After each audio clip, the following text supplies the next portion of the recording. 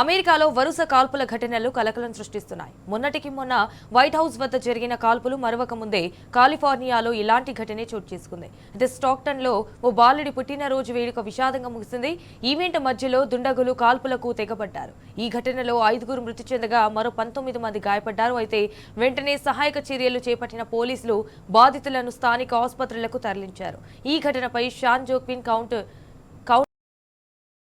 ప్రారంభించింది. అయితే పరారీలో ఉన్న నిందితుల కోసం గాలిస్తోంది.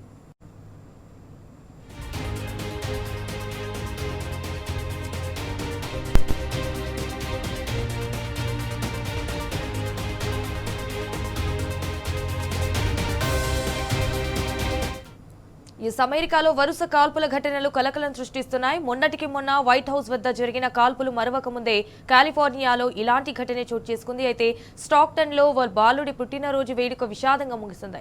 ఈవెంట్ మధ్యలో దుండగులు కాల్పులకు తెగబడ్డారు.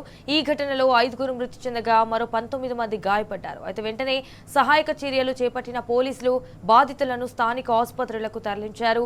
ఈ ఘటనపై షాన్ జోక్విన్ కౌంటీ షెరీఫ్ కార్యాలయం దర్యాప్తు ప్రారంభించింది. ఇక పరారీలో ఉన్న నిందితుల కోసం కూడా గాలిస్తోంది.